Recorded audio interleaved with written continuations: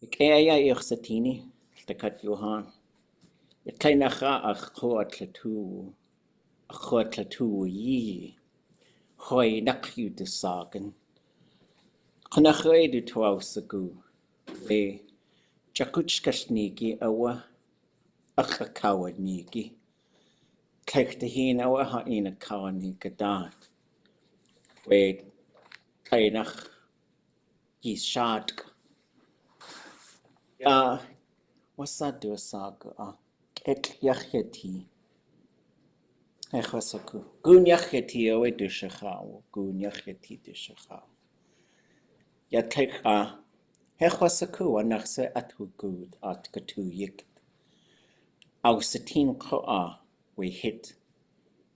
Gwell we Ḳukahaa da kachawe akawa gwell. Kesh asa a yike uti Ḳukahaa.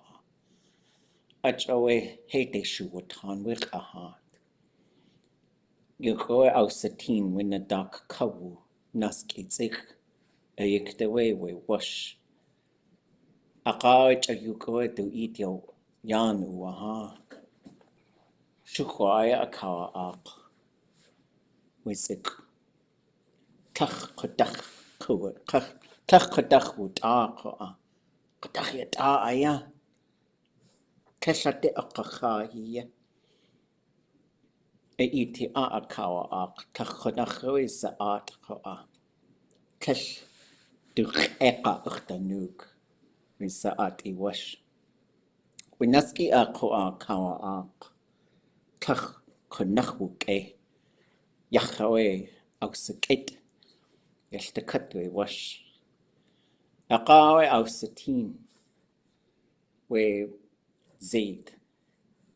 We hitchan tude aya. Yawashu. We zaid. Ye awa chayuk. Du ite tawa ha. Achoy tlach konachawe awaha. Keu de kat aya. We zaid. Ausatin. Naski ayi at. Du tawausagu aya wutai. Ye awe shukwaya kawa aq.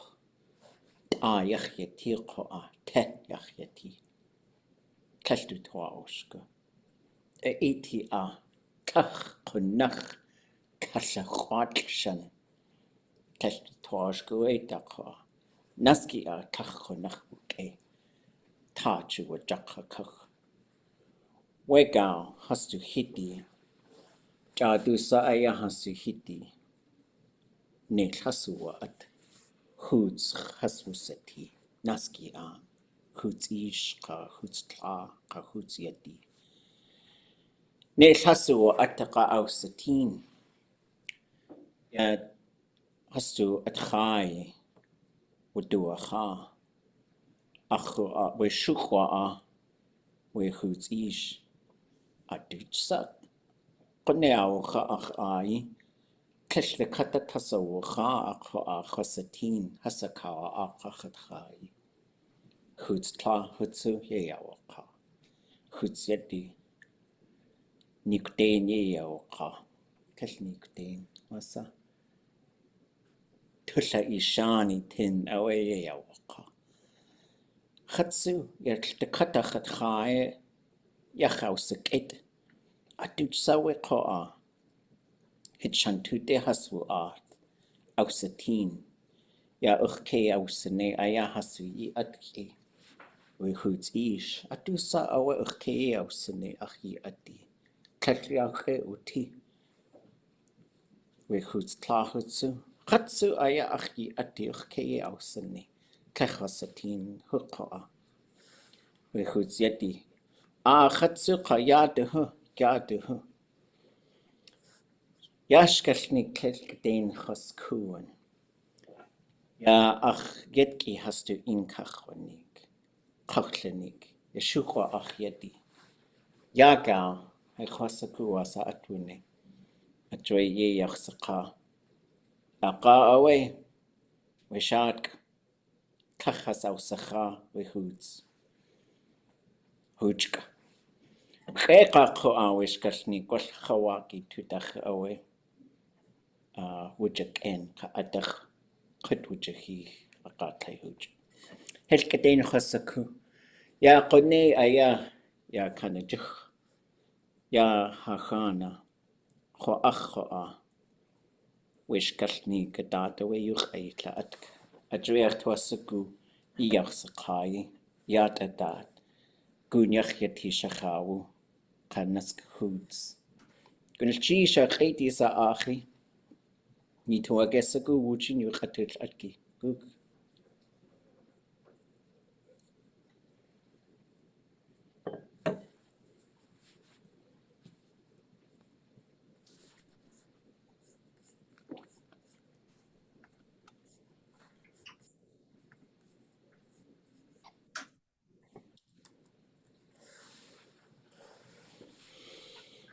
Ha.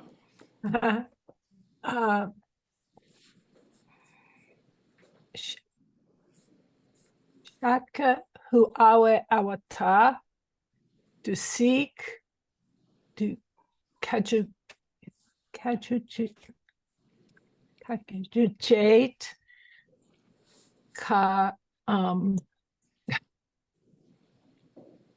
every other language is coming to my head.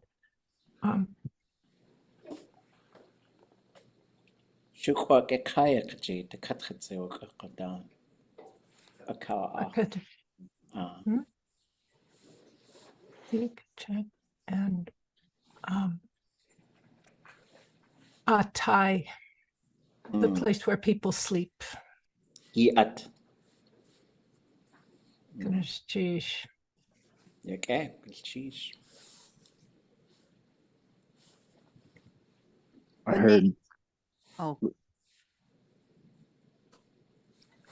My service is pretty bad, and I'm on the internet here at the university, so it's cutting in and out. But I heard Góon Yáx Yatee right off the bat, and I've been working with a lot of colors. I know that that's gold, and it's light gold. Yeah, it's another word for blonde, but I forget. I don't think it was ket. What do I know? I have it in my notes. You should hear too, right in there. So, ʻatánk Wantlein. Ik ergste tiniwa nest. Gonel cheese han kananikwe Huaynak Ishkalnigi Gun Ḥukahaa we Sik Ish Khasik Tla Sik Yadi we Digiye Chutz. Yakwa? yeah, Gonel cheese we Huaynak Yudusagun Gonel cheese. Tlaik the hin Khanakawanik Atatsu, which Akuchkalnigio Akakawanik. Konachoe Akawa Konachoe Adata we Dejuane. Kinachoe our two. We singed Renachuk Atla Aki Konachoe Ataswushuk. Awa, the Tundatani Yewuti. Ha! Konachoe Yahwatlak. Away. Wait, Gotlisaku. Ilkadin Hosaku Ishkashnik, Lekachinach Peter Cottontail. Awa Peter Cotton Koo. Awa Uwasa, Adre Kachonachoe, Haswushuk. Atlidi, Aya, Wekach, Atlidi. A koo a chad ka Tatzi, Adre Konachoe Ataswushuk. So, Richard Dowenhauer used to love to translate stories into Tlingit, and he would read them at gatherings. It was a lot of fun. It was a hoot. He'd do like Goldilocks, and he'd always find one to sort of do, and it was just something he liked to do. He told me one time he did Peter Cottontail, which I don't know how that story. It's a little rabbit. That's all I know. And but he called him Peter Cotton Koo. And after he told this story, he's like, boy, people sure laughed. I must have really nailed it. But it was just, they laughed because, they did enjoy it and it was really good. but kuwu is a tail like a fish or a bird. And so a rabbit has a tlidi. And so they were just laughing because they could picture a rabbit with like a fish tail on it. So it's a pretty cool visual. It's pretty fun. Yeah, and then when I told my kids what I shared with you folks is when I told Kayana that story and she was a baby. I was like sitting, I was like trying to figure out what to do with a kid if I'm only going to speak Tlingit. Then. So I told that story. I think when I told it to you folks, I think there's chairs. I always forget how it goes. I think she tries chairs and then the porridge and then the beds, right? But I got to the end and I didn't know. How's that story end? Anybody know how that story ends? Nashik. Yeah, and so I couldn't remember, so I just said, aawú, Yáx. Seems like an appropriate ending. Like if you go into the bear's house and eat their food, that's fine. So I said they ate her. And I think she runs away. yeah, she jumps out the window and runs away. That's how. Her in the bed because she fell asleep in bed, and then I don't know. I remember that she gets like startled and runs away or something. I think that's it, right? Yeah, they're like wow, and she jumps up and then she jumps out the window and runs. Depends on which version you're hearing. Yeah, there's probably different versions. Because there might have been like because I know that they also had to tame some of those stories, like Cinderella. I think some of the sisters cut their toes off and stuff to try and make their feet fit, and Yeah. Which is we've had this conversation as well with Tlingit stories. Like, you're gonna bring that whole story in. You're gonna really bring that story in, and we have that when we have some of the kids. These versions we're making for new learners and for kids, which, I never tamed our stories for my kids. I would just tell. Like, the ʼatánk, he makes her go poop behind a tree and plucks everybody's eyeballs out, that little bird does. And then in cots, there's a couple of pretty sensitive parts in cots, which I think we've talked about. In the woman who offended the bears, she kills her brother, right? So that happens. And then also, like, her husband goes out and he says, I'm gonna go get killed, so there's some very serious parts in there. Custine is a big story. And so, like, we have these big stories, which is something we'll have to, like, continue to talk about and think about, is how do we tell these stories? And for me, I've always thought, well, let's not change it, but if we need to skip a part, then we skip a part. But also if we had a true Tlingit school, like, I don't think we would skip the parts, honestly. I think they'd probably just go. But maybe not every story is for every audience. I don't know. Okay, any language questions or thoughts?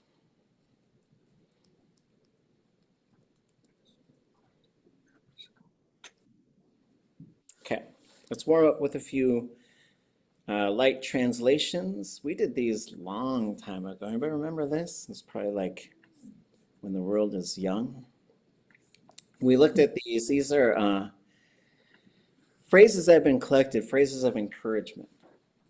So can anybody read this and translate it for us?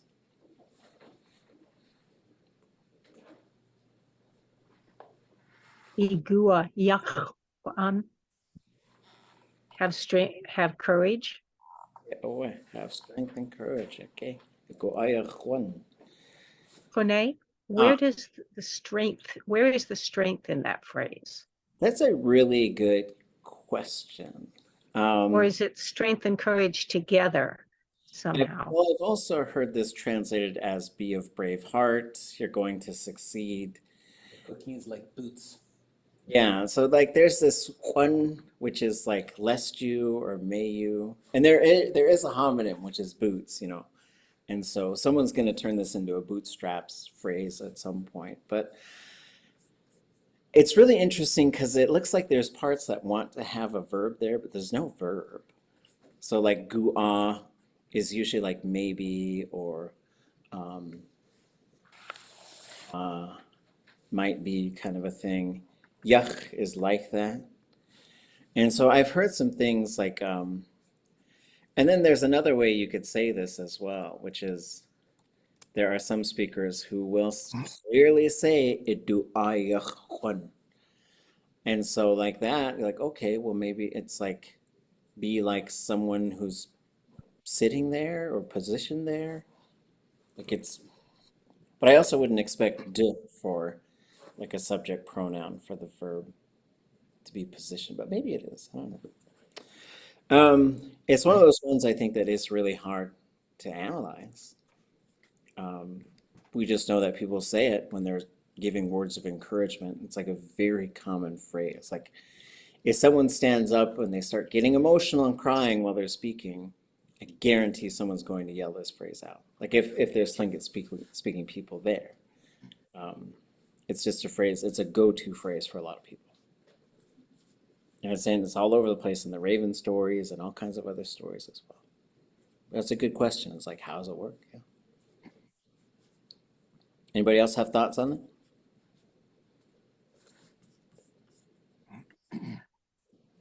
So it's not necessarily saying you have strength and courage, just kind of like a.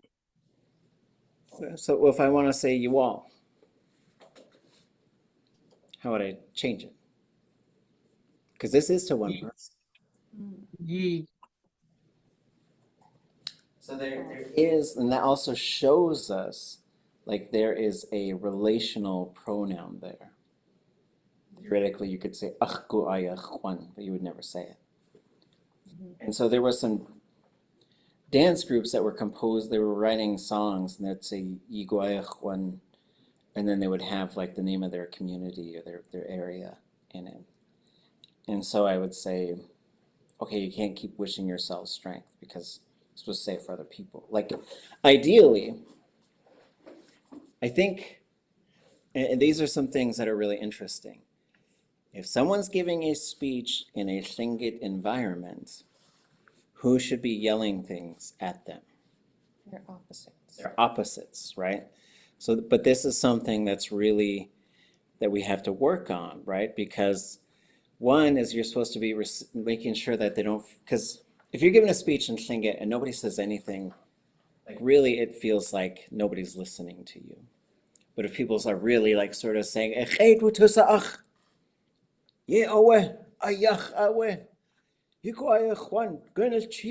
then it feels like a collective sort of thing, which is what you're going for. It's what you want. So yeah, this is something that is, but then even if you just look at how it conjugates, then you're like, okay, so it's something, right?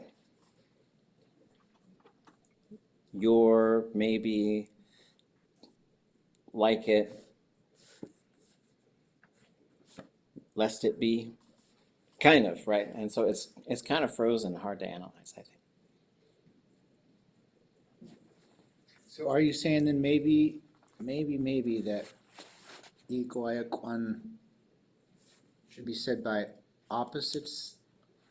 Maybe not, it's said by the opposites to that person versus to your own moiety or clan or something I like that? think it would have more impact, but then also like it's better someone says it than no one does. Like just watching someone cry and just wait, like waiting. Yeah. But it's sort of like I do think if we go back far enough, you have a situation where they would just know, like, oh, we got to help them out, and so. But now I think that's there, but I don't know if it's baked into our day-to-day life. When we go into Ḳukahaa or something, we transform into that. But just as far as on a daily basis, but it might depend on the context too. Like if it's just 4 people hanging out and someone gets really bad news, anybody can say it to them, right? Mm-hmm. But like in a formal setting, it's going to carry more weight coming from the opposite. Like, and so it's so interesting too, because it was always our opposites that got medicine for us. It was always our opposites that made aawú for us. It was, there was this very reciprocal sort of thing. And if you look at those speeches in Hatu Naguyis, the ones who are calling back are always the opposites. Like they always are. And so But I've been in plenty of situations where I think, without fully acknowledging it, we realized there wasn't anybody from a certain moiety. So it's like, okay, we can't just let the words echo. So we gotta say something. Or when we recorded stories with the speaker, sometimes there was only ravens in the room. But we just wanted to feel encouraged and heard. Yeah. Let's read this one and translate it for us. Toowú Tlatsin one. Toowú Tlatsin one.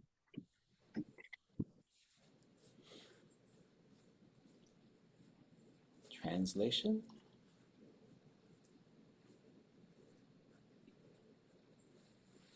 Anyone?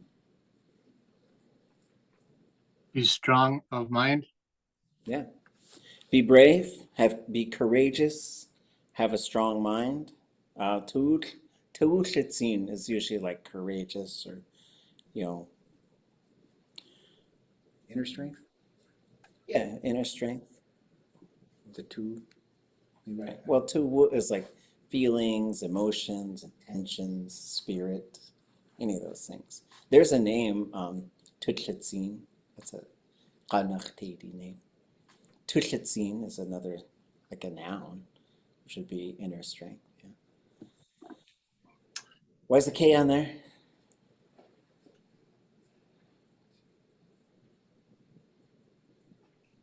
Because it's instructions. Maybe. Close. It's not, okay, it's not instructions, right? Because if I was giving you instructions, I might say, the way you put these things together is you put this thing into that thing, and then you plug that into wall. It's a command. That's it. So if I were to take this verb, because, that's the verb, what are the parts of it?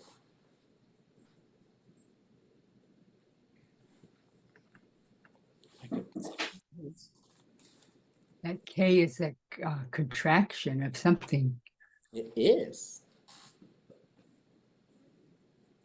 There's only one thing that would contract to that. Well, I guess I shouldn't say that. Ga, ga, Gashetzin. Right, so that's how you would tell someone to be strong. Like, I guess if they had to pick up this, I don't know, if they're trying to carry my luggage and they're having a hard time, say, well, so, but here's the tricky part, is you can't just say gashetzin. Like if you're trying to tell someone to be strong, right? That's incomplete. So you could say ituwu gashetzin, but this U is going to force contraction, because then you're going to have basically sitting out here, you have which is connecting. So then you have 1, 2, 3. Something's got to go. Something's got to go. And in this case, the shla, that wants to stay there. There's nothing there that's knocking that vowel out. So this is the one that's got to go. And so when it goes, what happens is this vowel goes, which converts it to a K. So if someone's trying to lift something that was really heavy, and instead of helping them, I'm just going to give them a motivational stress. Yeah. Be strong, which, maybe it's not my job to help them, right? Or maybe they're strength training. How's that? Sounds a little less cruel than me sitting in my chair saying, be tough, lift that heavy thing. There's one thing that's missing though. If you want to command someone to be physically strong, what would you say?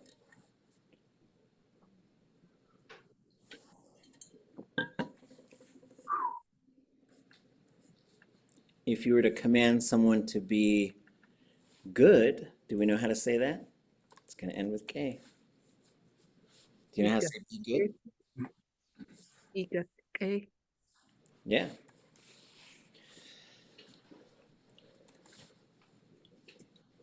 Why is there an I out here? That's the you that's being commanded. Yes. And this, because what we're looking at here, and I have all kinds of little things over here, is we've got object 0, K. And up here, we have object L classifier seen.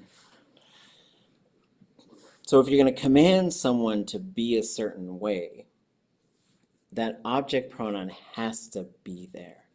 It has to, right? So this is going to get too, anyways, delete all this stuff.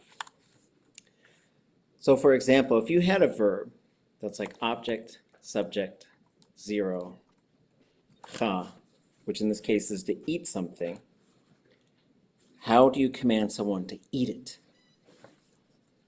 And this is a 0 act verb.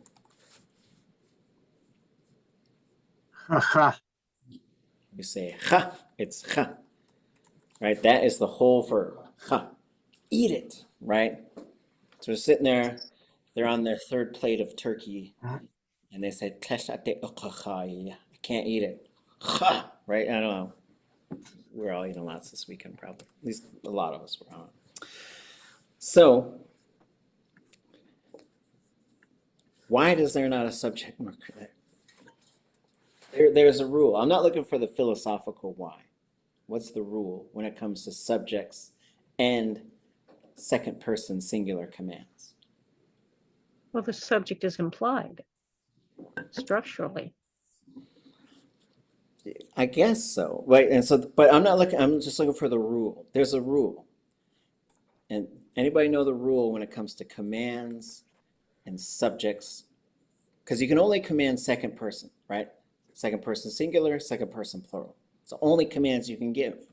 You can't command a third person. That's too weird, right? Like you would be talking to someone and commanding someone else. It doesn't work that way. So commands only work for second person pronouns, singular and plural. Plural is always there, right? So if I want to say, y'all eat it. I brought this pizza, y'all eat it. I'm very bossy about my pizza. How would I say y'all eat it? Not icha, that's very close. It's missing one letter.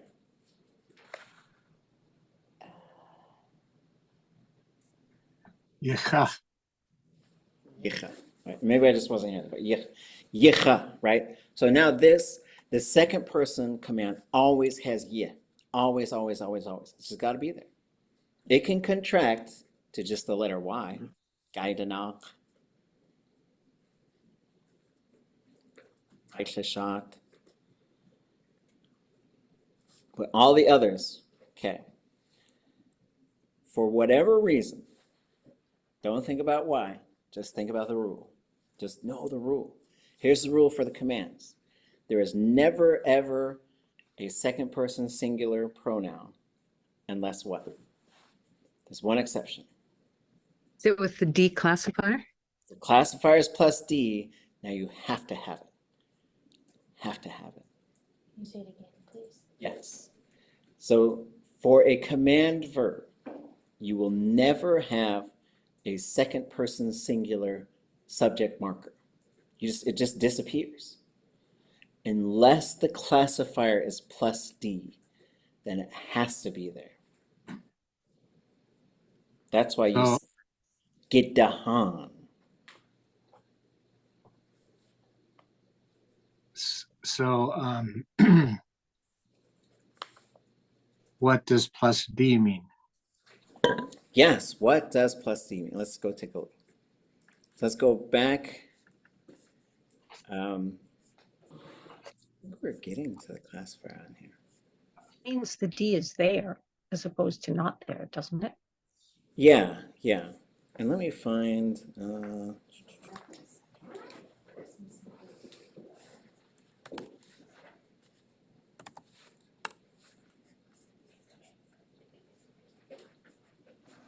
okay, here it is. So when we look at our classifier chart, right? Again, just thinking about, we're always thinking about the classifier, right? So top left is what I would consider our default modes of the classifier.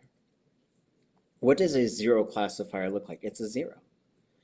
What does an S classifier look like? It's sa.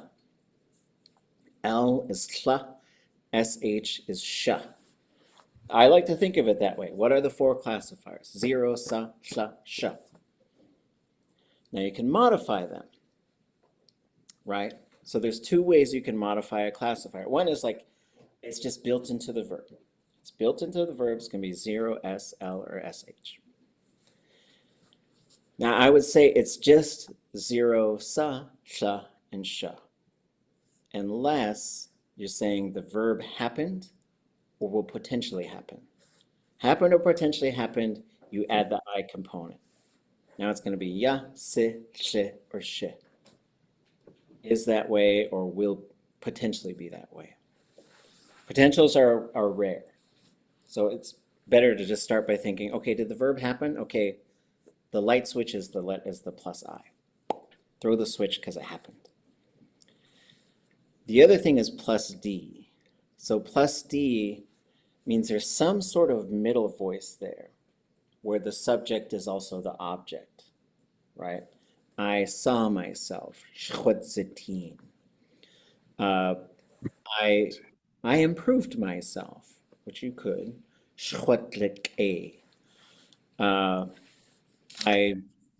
There's jumping or something. So some verbs are just plus D. So when you look up that verb theme, you'll see the plus D in there. That means that it's going to have that second person singular pronoun in the command. So that's where you say gidahan, because it's ga-i-da-han, right? Because if you look at, if we just go and start browsing some verbs, let's just go verb browsing. What was I looking at? Oh, to know how to do something, right? Gashgook, learn how to do it. There's no pronoun there, right? Because that's an SH classifier. It's going to be sha or shi. Those are your 2 options.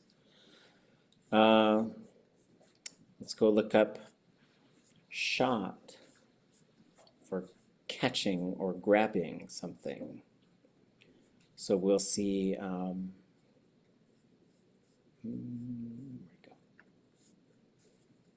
So here, gashat, nothing there, right? So for a command, you're going to get the conjugation prefix.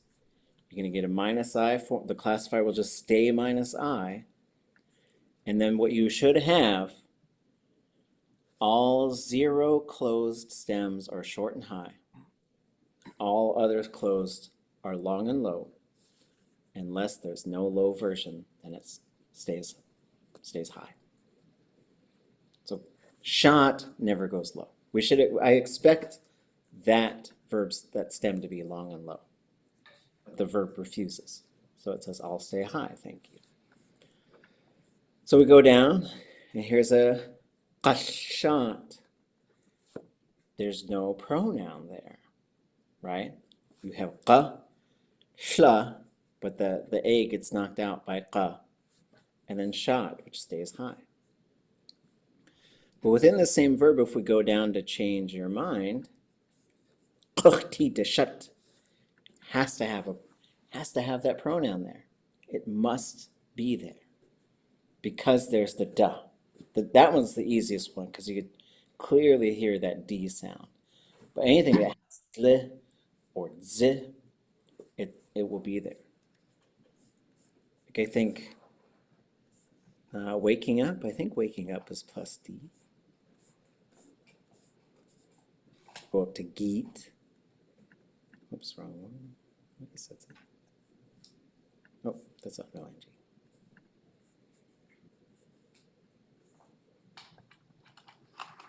ing. Oh. So you can't command someone to wake up. You can have. But if we look at this one, which is get lost, hook ikaskied. But here's something.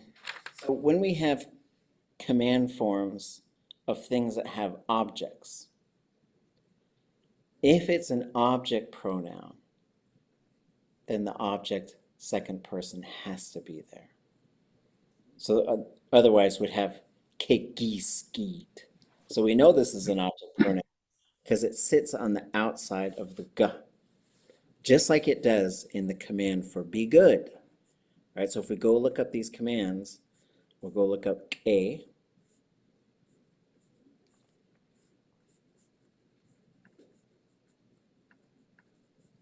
and then it's right here, igake, be good, be good. So because this is an object, if you're gonna, for these state verbs that only have objects, they will do this same thing, right? So if we go look up seen, this is what got us here in the first place. So going down, iklatsin, right? So again, we see g contract into k because what you had there, where'd my thing go? Going back up here, you have iklatsin, because that's an object. And because it's an object, that means that the pronoun has to be there, right? Like here's another one. Like if we wanted to say, okay, let's say you're talking to a chameleon and you wanted to command that chameleon to be blue. How would you, wait, let's not do blue because it's not fair for our inland speakers because they don't have ʼatánk. If you want to say, be orange. Góon Yáx Yatee Sheikh, yach, close. But we got to put we don't need the ineste, we need the command on the yati verb.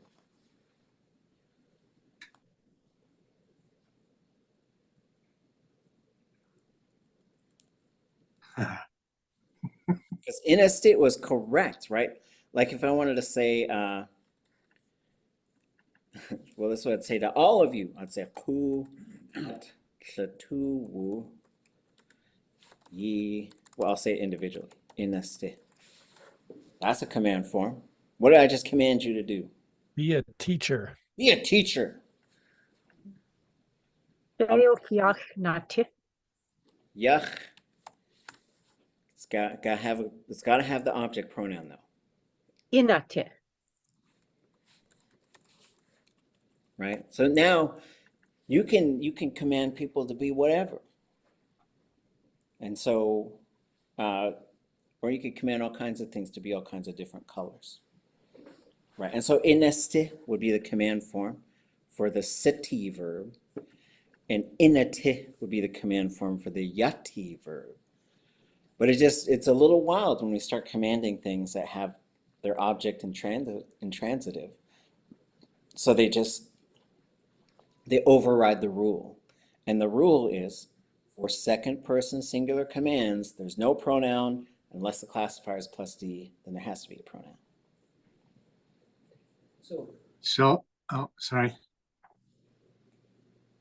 Go ahead. Okay. The yati, is there a way that I can remember that, like, it's the na conjugation? Like, do I see that anywhere besides this? Yinatich. It's always that way. So so this is, again, like when we learn verbs at an advanced level, right? So it has to move a step beyond memorizing, like yati and wuti and yekwati. Like we can kind of memorize those in intermediate levels, beginning levels. We're just like, oh yeah, it's yati. I just got to remember it's yeyati, yeyati, yeyati. Then you start learning yewuti. Like, okay, that's a little different. Yewuti. So now if you really want to know a verb, then what you have to do is you look it up. So here's this yayati verb. This is what it looks like in the theme. Oh yeah, it does have an object. I got to remember that. It is zero classifier. I got to remember that. It's not conjugation. This is the next phase you have to internalize. And I don't know any other way to do it than just to, like, as I was learning, I would just say to other people, I was like, wait, that's not conjugation, isn't it?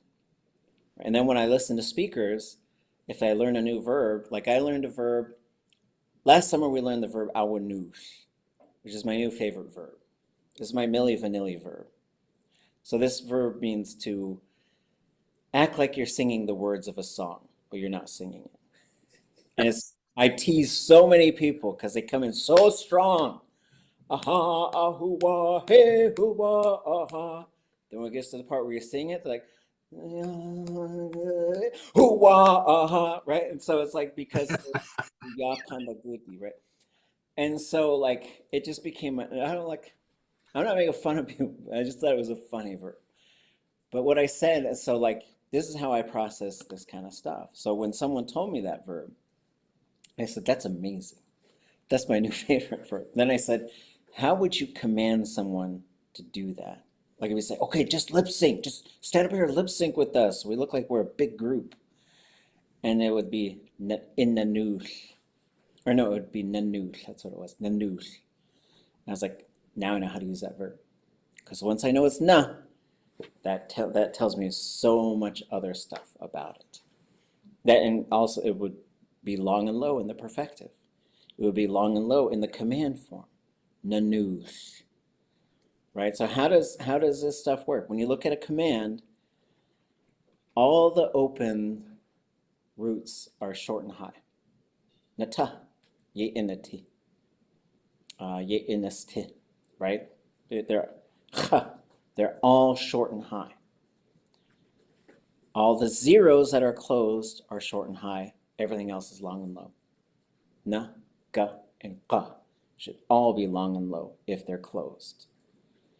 So it's like, for me, there's a set of rules that I just sort of internalize. And then as I internalize those rules, when I look up a verb, and what's pretty wild about this yati verb is all of these na and ti verbs, they're all going to, once you know how to use it, they're all going to be very, very similar, right? So to say, I don't know if you command someone to be thankful. Shtuqa in the tea, maybe. Yeah, shtuqa in the tea. Right, so it's just going to follow this set of rules. It becomes extremely predictable. And then what you find is you predict it and you look it up, and you might have to change, like you might forget like the stem variation or something, but you can get really good at this stuff. And then you're starting, but Tlingit is so interesting because you learn a whole bunch of stuff, and then you learn that you don't know the stuff, you've just learned how to memorize that stuff and repeat it back, right? And so at some point we graduate from the mockingbird phase to the raven and eagle phase, right? Which is like just full on talking. But I think in the absence of having the language around you all the time, which means like everybody in your household would speak it, I think you got to remember a bunch of rules, which is challenging, but not impossible. Thoughts or questions?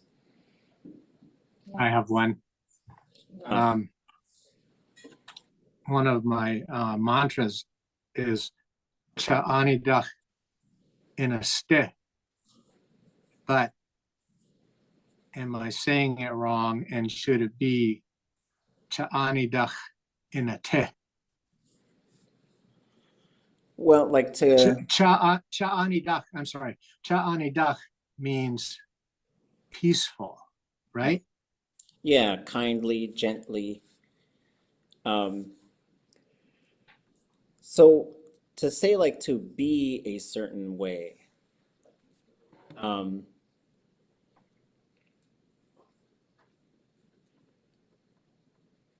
that's yeah, because the one thing I would think of a ye nasne verb with that, because it would be like do it gently, do it kindly, do it peacefully. Because when I first heard that, but it's also like, it's interesting because when we first learn new things, sometimes we relate it to the way that we learned it. So the way I learned ʼatánk was I was watching a baby, like probably less than a year old, with like an old dog. And you know, like some old dogs are really good with babies. Like, yeah, pull on my ears and just stomp on me and like pull my legs around. And they just know like they cannot bite the baby, right? Not every dog is like that, but a lot of good dogs that are around kids are just like that. So I was trying to figure out how do you say be gentle with the dog? Like don't hurt the dog. And that's when I learned ʼatánk, which I've also heard said ʼatánk.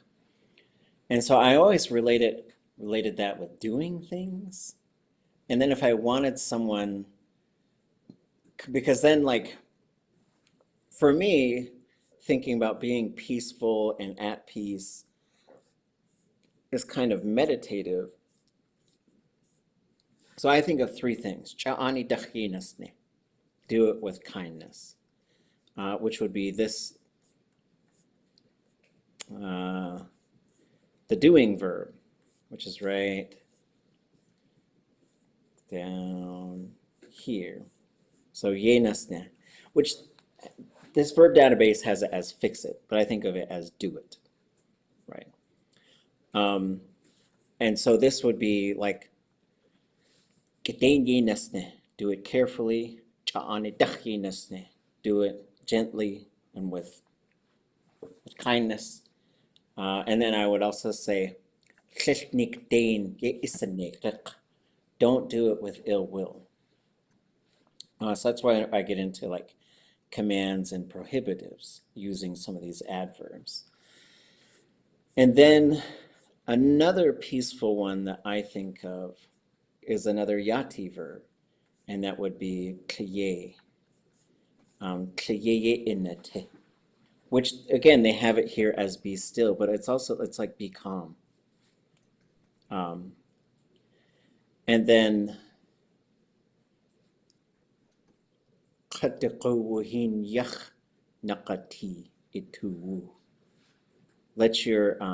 let your mind be like water that has settled clear.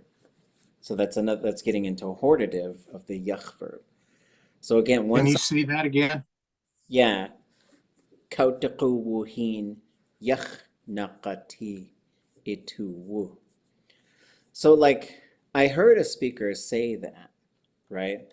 And so I could remember that. So kautaku is settled water. Kautakuwuhin. Well, kautaku,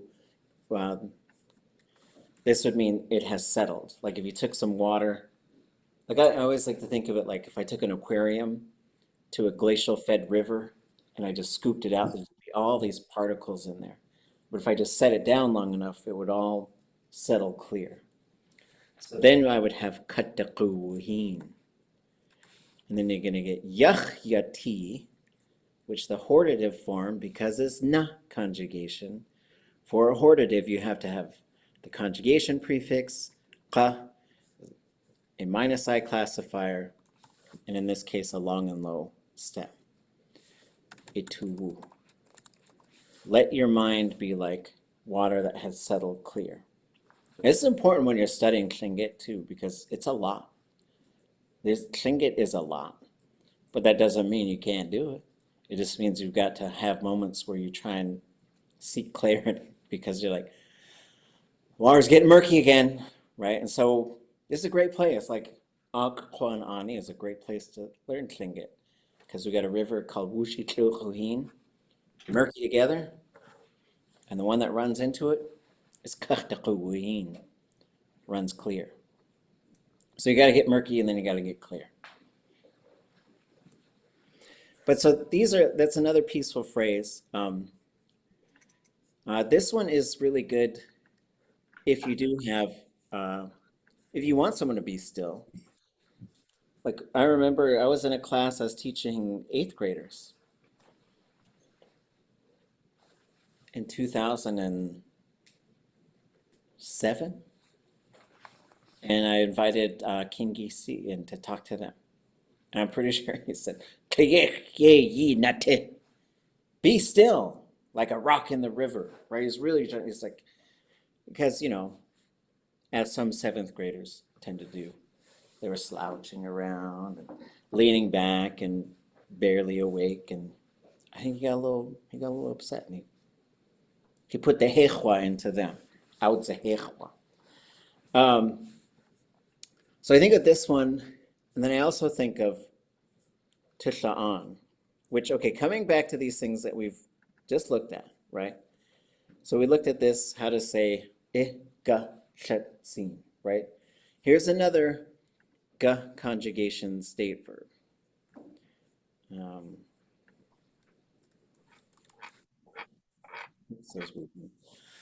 So how do I say you are kind?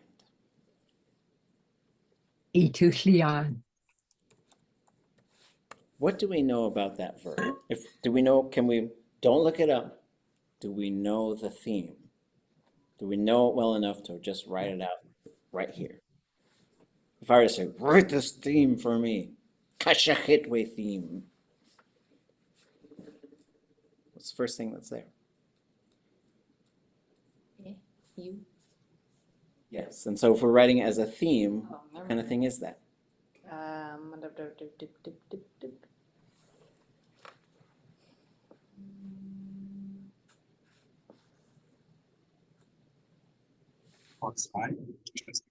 need a friend. What kind of thing is it? Subject? It's not subject, because it's Object. on the outside of to, so it has to be an object, right? And Object. we know it is, right? Because how would I say, don't say this in public. I don't, unless the context is right. Would you say I am kind?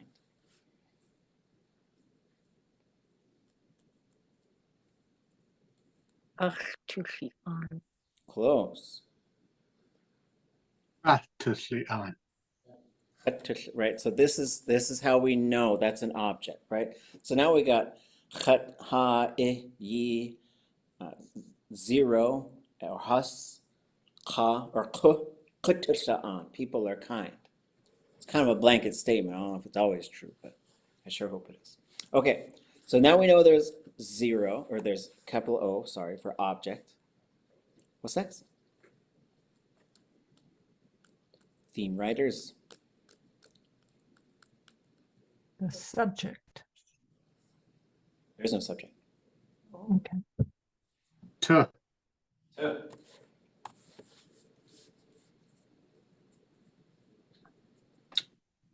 L, but I don't know if it's plus or minus. Oh, well, it's sli.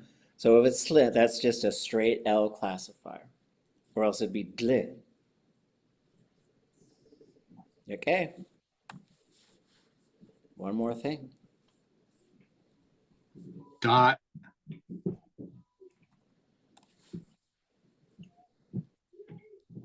On. Oh, shouldn't there be something in parentheses? Well, let's put something in parentheses here. Not.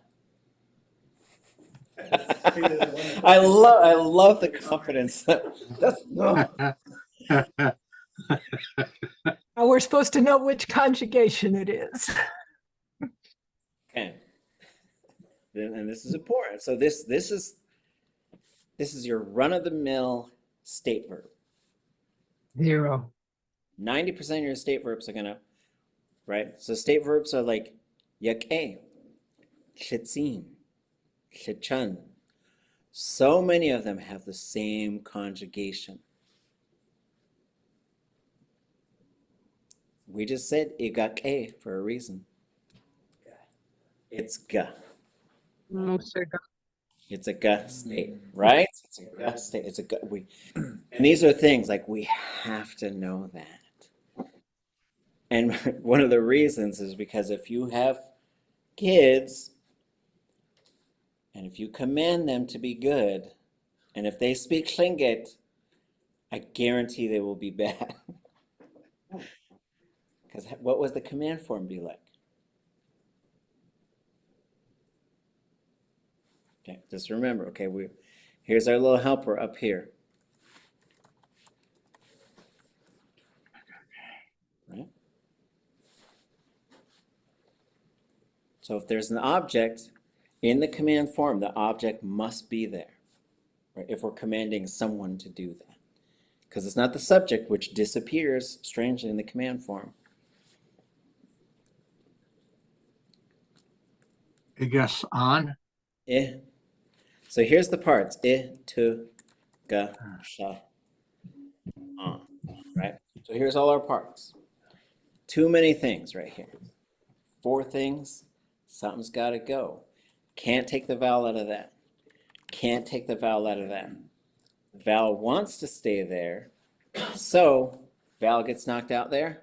And what happens to it? Turns into a K. And what do you got to say? And what's that K going to say? Because they speak Tlingit. What do you say about my butt? What'd you say about my butt? And then you gotta adjust your language because kids are just gonna be kids. So because of that, you have an alternative command mode at your disposal. Especially, and it works really well for state verbs, right? And I think people do this in English, right? Because in English, you could look at your kid and you say, be good. You could also look at your kid and say, you're gonna be good. So you can use a second person future, which I would do in this. So I'd say K, I, tu, guch, sha, an.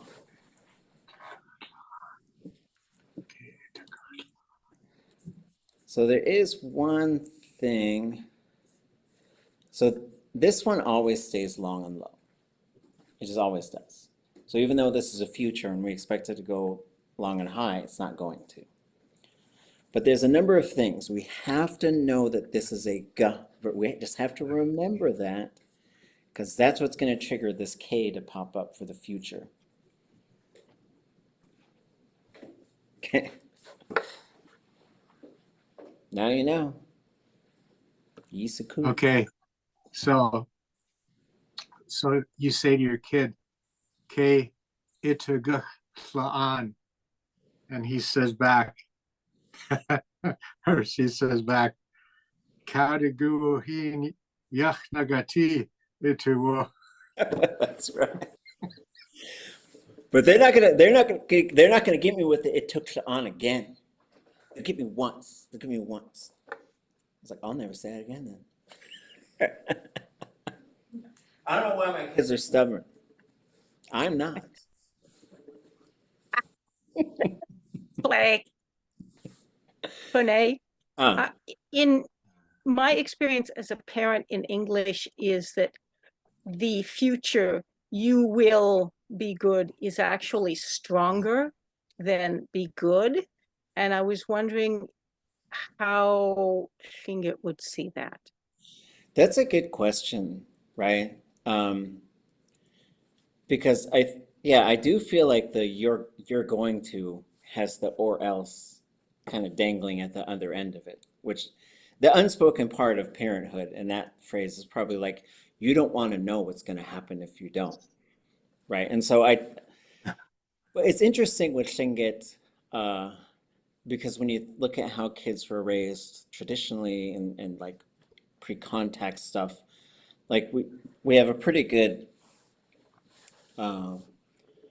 idea of how a lot of those things worked. And so like it's interesting too because you get pretty rough teachings sometimes. Like that just comes with Tlingit. Like not all the time, but sometimes there's a pretty harsh treatment if you're doing things wrong that you know you're not supposed to.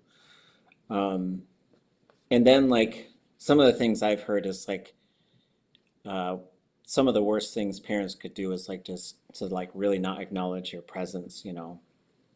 But they wouldn't hit kids. Like hitting kids was not part of Tlingit Kusti, from everything that I've been able to gather. But there was a lot of expectations, a lot of open communication, and there wasn't really, you didn't really shift the way you talked to kids from the accounts that we got. Like they just said, like, yeah, our parents would just talk to us like we were adults, and they would have these expectations. And if we didn't meet those expectations, like we would get really balled out and just really, but it's really interesting too, because you could see in the kinship, like there's a hierarchy. Like there's just certain phrases, like all these command forms go down the chain, right? Like you don't tell, like I remember I was in Hawaii and I said, okay, if your dad was like just really messing up, could you tell him to like straighten up?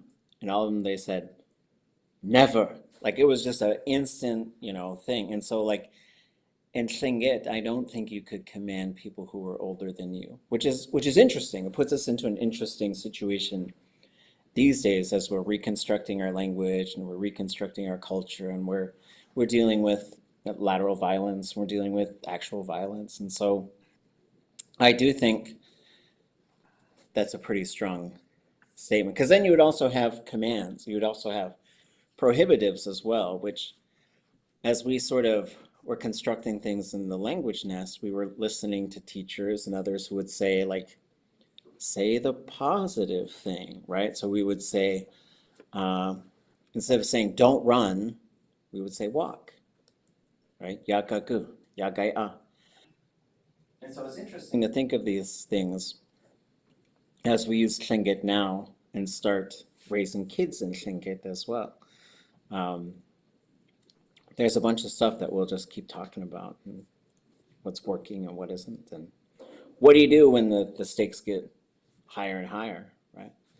Which is interesting because some of my teachers said when their kids were rebelling against them, they would do so in English, in a Hawaiian classroom, right? And so like, what do you do then? If you're building your dream school and it's your kid who's in it all day long. So it's interesting. Other thoughts or questions on this stuff? So to change, this one worked pretty easy, just to change from singular to plural. Just change a pronoun to it to ye on ye ka, and then same with the other one, just swap out the pronouns there. Yeah. And same thing. So like, but I remember thinking about that klutsin, and I was like, why is the K there? But it's the command form. And for these state verbs, like igake, when you come back to that, wherever I wrote that, is if you expanded that, you have ga. Zero doesn't count. So nothing needs to contract. But if you want to command someone to improve something, so we come back. This is an event verb. Any predictions on what that's going to be? Improve it. But this is going to change a couple of things, right? So now we are going to have a subject. So like when we looked at this one, igake, that has only an object, so the object has to be there. But this one now we're going to switch it to a subject. So our prediction should be the subject should be nothing, and the object should also be nothing, right? Because technically it's going to be a zero and a second person, right? So it's an unmarked object.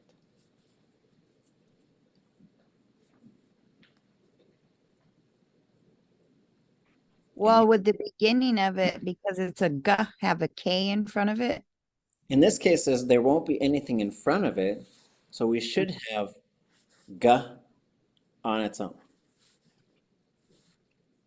Because okay, so if we take this, let's do some predicting over here. So we'll make a new slide.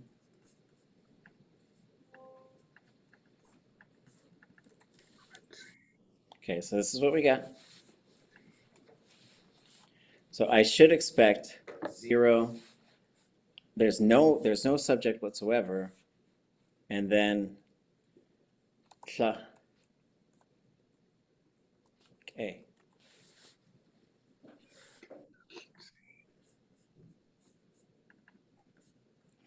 Now what? The hell's he talking about? I just can't keep up with it.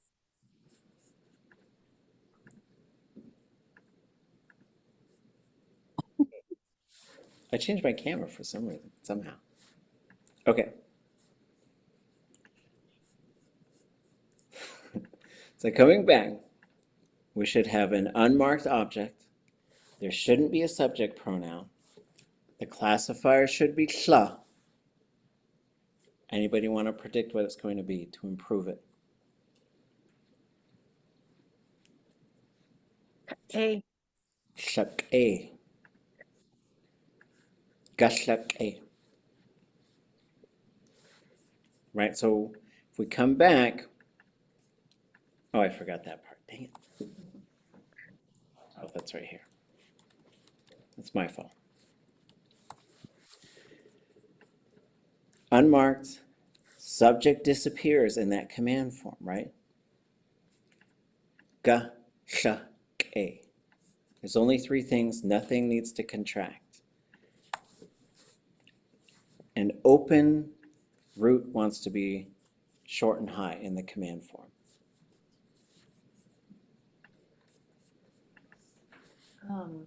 So whenever you want to know how to use a verb, you can ask for it in the command form. Yes. Give you the thing, whichever. Okay. The one thing it wouldn't potentially reveal is if there's an invariable stem, right? Like for example, here's another verb. I know we know this verb. Here's another verb that I think we all know. Oops. So to love, so here's our love verb. So again, the object should be unmarked. It's going to be 0. The subject vanishes in the second person command form for the singular. So we should have ga, we should have sa, and we should have khan. This should be the way to command someone to love someone. So this should allow us to predict it. Gasakhan. That's what I think it should be. Whoops.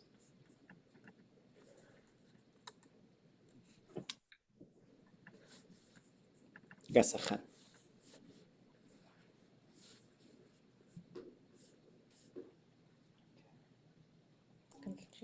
What about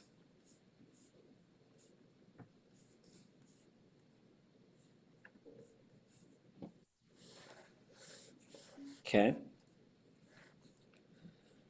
So here is the verb, we all know this verb. Ichsatin. Suye ichsatin. So here's object that should convert in the command form. That object should be 0. The subject just disappears for a singular second person. This should be sa, and then this should be long and low. So I should expect, right? So let's just copy this, go back to our little thing.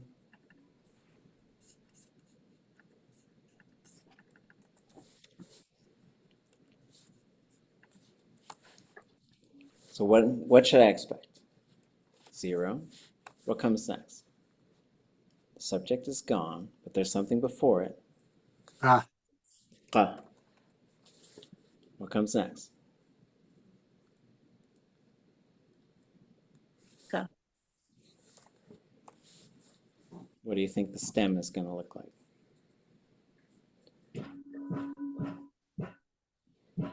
Ten. Well, it's qa. So na, qa, and ka all want to be long and low.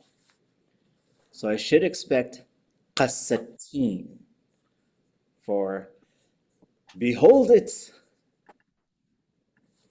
That's what, oh, we forgot about one thing.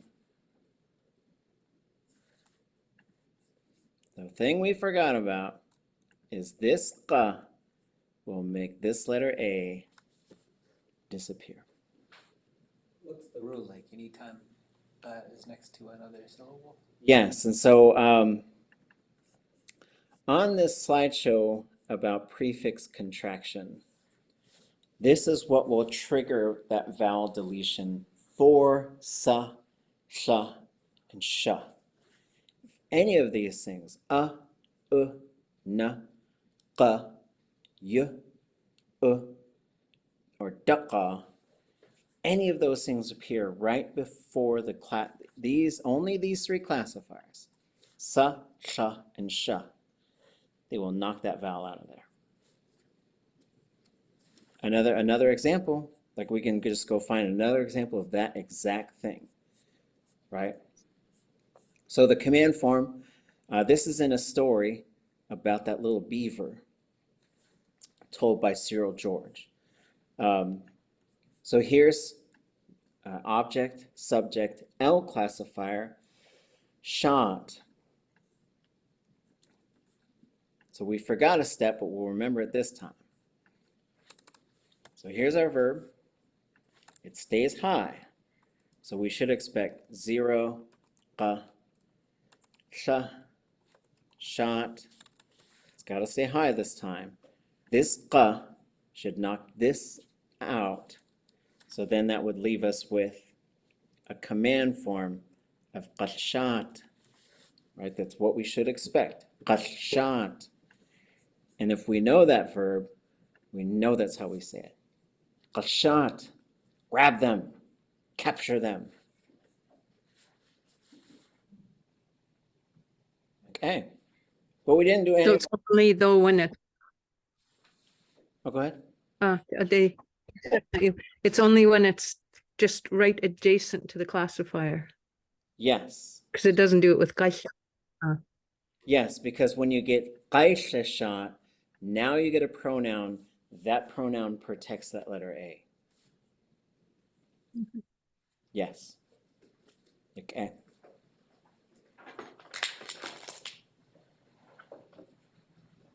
Yay. Did we get murky again, or do we run clear? Can't remember. Oh. But like, so the whole key to this stuff, though, is like when you look at a verb theme.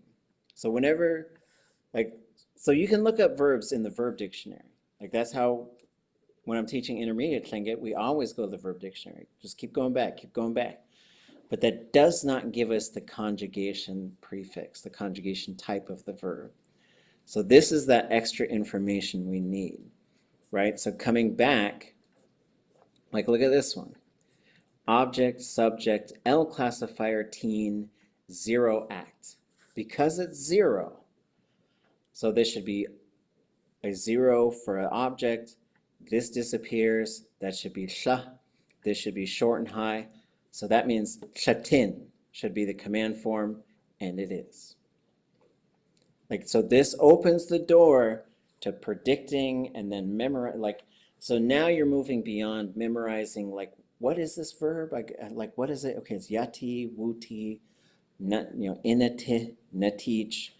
Like you can't memorize thousands of verbs with all those different patterns.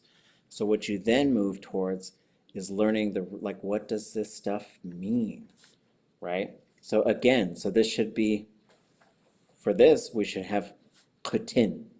Like that, I think, should be kutin, right? And there it is. This one should be a kunatin. And it is kunatin, right? So all of this stuff becomes predictable. And this helps you get to a point where you don't have to click the yellow.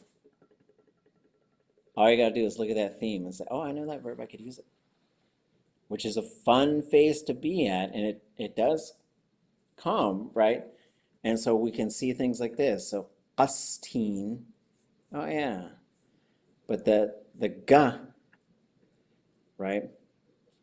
This one doesn't cause that vowel to get kicked out of the classifier, which we'll find it going back to shot.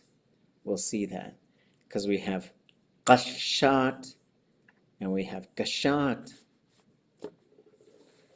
There's no vowel in that classifier anyways. Okay.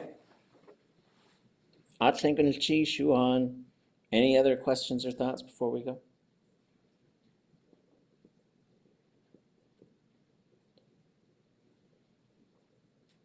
Okay. Well, I just think that the verbal structure handbook is really helpful because there are patterns in there, and those patterns can be memorized. And then it makes going from the theme to an actual something that you can say. It happens a lot faster if you know what the pattern is. Yeah, because then you're looking up the prefix to figure out what it's going to be while you're internalizing this whole complicated set of rules. And so then you're using these things as like it's helping you to get off the books, right? It's a step to get on. It takes a while to get off the books, but it's sort of like, okay, I can look up that prefix, but then I should be able to assemble that at some point. And that's what we're moving towards. So yeah.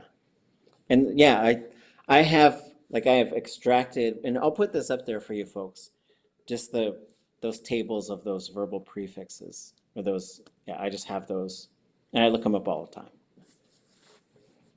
Okay, so we got this week and next week, no more pow or hooch. So, yeah, we'll work. Renee, either this semester or next semester, could you do something like this on prohibitives? Yes, but you have to give me the command form and not the prohibitive form, and then I'll do it. Yes, and so the prohibitives are a little bit trickier. Like, see, so there's a bit more to, like, it's a lot easier to command people than to prohibit them in Tlingit. And that's not I don't think it's a cultural thing, it's just a grammatical thing. But yeah, some of them are pretty straightforward, but some of them are a little tricky. So yeah, we'll talk about that. We'll probably have to save it till next semester, but that's a good ask.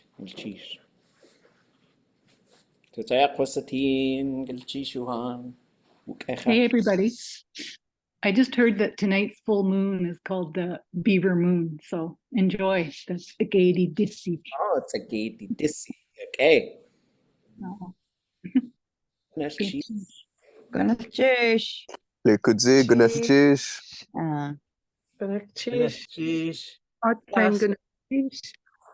Dasa Disi. ʼatánk Siu Dakusitan. Goose. It's a Gaiety Goosey. Gult'eix. Gult'eix.